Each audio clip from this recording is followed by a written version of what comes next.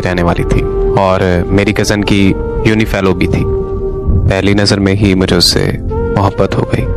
मैंने मौका देखते ही उसे प्रपोज कर दिया, लेकिन उसने मुझे कहा कि वो शादी से पहले की मोहब्बत पर यकीन नहीं रखती। वो मुझसे कहने लगी कि अगर तुम्हें आपको पसंद हो तो मेरे घर रिश्ता भेज दे। तो मैंने कज़न की शादी के फ़ौरन बाद उसके घर अपने माँ बाप को रिश्ते के लिए भेज दिया। तो उसके घर वालों ने हाँ कर दी और इस तरह हमारी मंगनी भी हो गई। हमारी शादी 2 साल बाद होनी थी, क्योंकि आयशा की पढ़ाई अभी मुकम्मल नहीं हुई थी। आयशा लाहौर की एक यूनिवर्सिटी से मास्टर्स कर रही थी और हॉस्टल में रहती थी। तो मेरी उससे फ़ोन पर बात होती थी। मैंने उसे काफ़ी दफ़ा बोला कि तुमसे मिलने आना चाहता हूँ, मगर वो मुझे साफ इनकार कर देती थी। मुझे कहती थी कि शादी से पहले मिलना जायज़ नहीं है।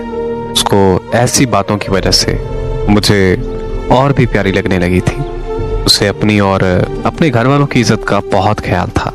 मेरी छुट्टी ख़त्म होने पर मुझे फ्रांस वापस आना था। तो वापस आने से पहले मैंने आयशा को दोबारा ये ख्वाहिश की कि मैं फ्रांस जाने से पहले एक बार तुमसे मिलना चाहता हूँ। तो उसने मुझे कहा कि ठीक है, मैं एयरपोर्ट पर आपसे मिलने आ जाऊँगी। मैं अपनी फ़्लाइट वाले दिन एयरपोर्ट पर 4 घंटे पहले ही पहुँच गया। एयरपोर्ट पहुँचकर मैंने उसे कॉल की तो उसने मुझे कहा कि मैं थोड़ी देर में आती हूँ। 2 घंटे के मुसलसल इंतज़ार के बाद मैंने उसे कॉल की तो उसने मेरा नंबर मसरूफ़ कर दिया। 1 घंटे तक वो मेरा नंबर बार बार मसरूफ़ करती रही। फिर उसने कॉल अटेंड करते ही मुझे कहा कि मैं नहीं आ सकती, आप चले जाओ। इससे पहले कि मैं कुछ और कहता उसने कॉल बंद कर दी। तब मैंने दोबारा कॉल की तो उसका नंबर बंद जाने लगा। मुझे कुछ समझ नहीं आ रहा था कि आखिर वो ऐसा क्यों कर रही है। इतने में मेरी फ़्लाइट का वक्त हो गया और मैं उससे बगैर मिले फ्रांस आ गया। हाँ, आकर मैंने उसे कॉल की तो उसका नंबर फिर से बंद जा रहा था। मैं उसके घर कॉल करने ही वाला था कि मेरे घर से कॉल आ गई। मुझे मेरी अम्मी ने बताया कि आयशा के घर वाले हमारे घर आकर तुम्हारा रिश्ता तोड़ गए हैं। ये सुनकर मेरे पाँव तले ज़मीन निकल गई। अम्मी ने मज़ीद मुझे बताया कि आयशा के घर वाले ये कह रहे थे कि ये रिश्ता हमारी बेटी को मंजूर नहीं, इसलिए हम ये रिश्ता यहीं ख़त्म करते हैं। मैंने अम्मी की कॉल बंद की और आयशा के घर कॉल की तो उनका नंबर भी बंद जा रहा था। कि लाख कोशिशों के बावजूद भी मेरा राब्ता आयशा और की फैमिली से नहीं हुआ तो मैं फिर से छुट्टी लेकर पाकिस्तान वापस आ गया। वहाँ पहुँचते ही आयशा के घर आज़ाद कश्मीर चला गया। वहाँ जाकर मुझे आयशा के घर वालों ने बताया कि आयशा लाहौर से वापस घर आई थी और तब उसने कहा कि उसे तुमसे शादी नहीं करनी।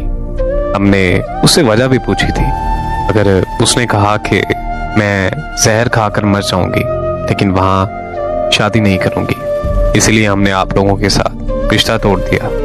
उसके बाद वो 2 दिन घर रही और फिर वापस लाहौर चली गई, मगर फिर हमें पता चला कि वो लाहौर पहुंची ही नहीं। हमने उसे बहुत ढूंढा मगर उसका कुछ पता नहीं है।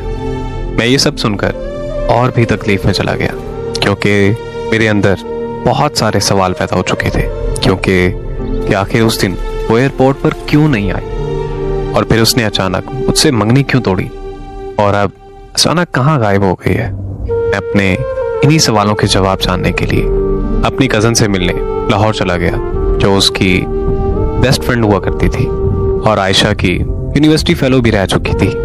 मेरी कज़न ने मुझे बताया कि आयशा यूनिवर्सिटी में एक लड़के से बहुत ज़्यादा प्यार करती है, मगर वो लड़का आयशा के साथ मुखलिस नहीं था। मैंने ये बात आयशा को समझाई थी कि वो लड़का तुमसे प्यार नहीं करता, मगर वो इस बात को समझने तक वो अपना सब कुछ गंवा बैठी थी। प्रेग्नेंट होने का सुनकर उस लड़के ने आयशा को छोड़ दिया। आयशा ने उसकी बहुत मिन्नतें की, मगर उस लड़के ने उसकी एक ना सुनी। आयशा बहुत अरसे तक डिप्रेशन में रही और फिर मेरी शादी पर उसे तुम मिल गए। आयशा खुश नहीं थी कि वो खुद को किसी मर्द के काबिल नहीं समझती थी। वो तुम्हें ये सब बताना चाहती थी, मगर मैंने ही उसे मना कर दिया था, क्योंकि मैं ये चाहती थी कि वो अपने कल को भूलकर आज में जीना सीख ले। अपनी कज़न से आयशा के बारे में सुनकर मुझे बहुत दुख हुआ।